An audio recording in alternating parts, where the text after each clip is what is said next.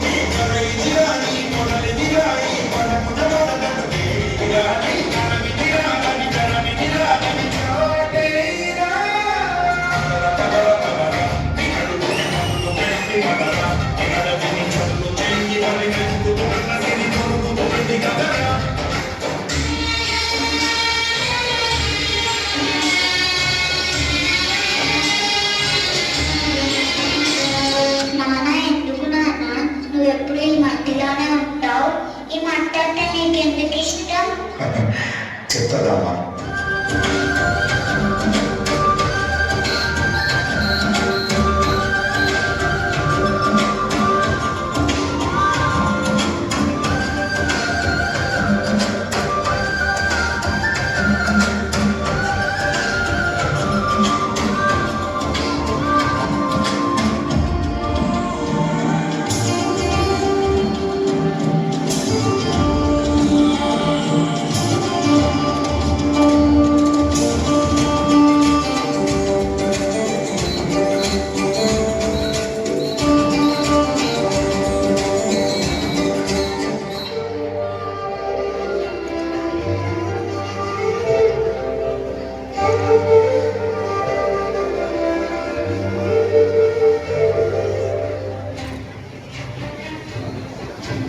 ఇదేంటయ్యా, గత ఏడాది కంటే తక్కువ ఇచ్చారు.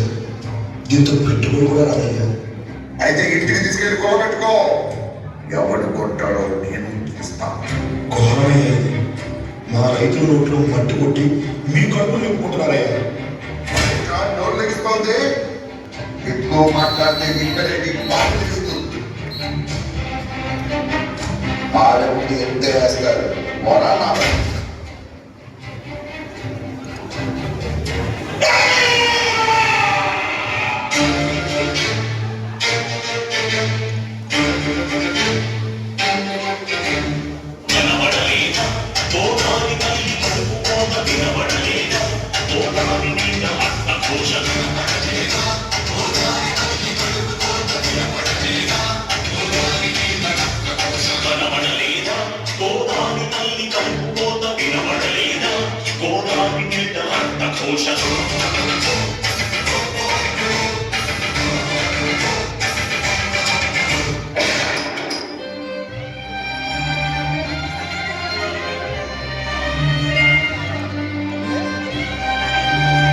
అప్పులు తెచ్చి కూతురు పెళ్లి చేద్దాం అనుకున్నారు. పెట్టుకున్నారా? పండించిన దాన్ని ప్రతిఫలం అడిగితే కోరుతున్నారు. ఇదే న్యాయం అని వాళ్ళని అడిగితే చంపేస్తున్నారా? మన బతుకుంటేనా? లేదా మారు తీరుతాయి. ఈ కత్తితోటి కంకులు కోసి దేశం గొంతు నింపాం. ఇదే కత్తితోటి దేశం కళ్ళకి కనబడేలా అన్నం తినే ప్రతి వాడి ఐదేళ్ళు రైతు కోసం పిడికిలి బిగించేలా చేద్దాం.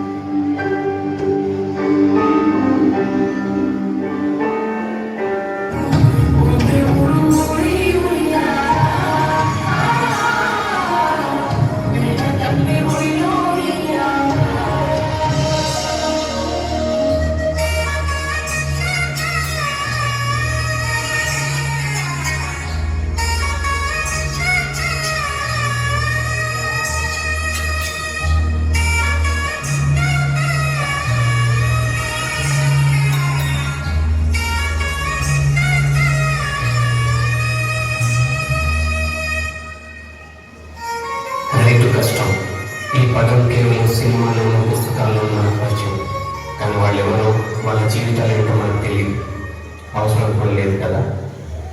డబ్బులు ఇస్తే మన నోటి దాకా తెచ్చిపడుతుంది. అవే డబ్బులు మేము ఇస్తాం పండించేదాన్ని రైతులందరూ పండించడం ఆపేస్తే ఆకలితో చచ్చిపోతాము. సిటీ బ్రతుకులే కష్టం ఉంటుంది బ్రతుకుతున్నాం. వాళ్ళలాగా ఒక్కరోజు కూడా కష్టపడలేము. కుటుంబంలో ఒకరు చనిపోతే ఆ కుటుంబానికి శోకం, అదే ఒక రైతు చనిపోతే దేశానికి శోకం. ఊరు పొలం విత్తనం పండించడం ఇవే ప్రపంచం అనుకుని బ్రతికే రైతుకి ఏమి ఇవ్వగలం? అవసరమైనప్పుడు మన సహకారం తప్ప. అప్పుడు ఏ రైతు ఆత్మహత్య చేసుకోడు. ఇవ్వగలమా?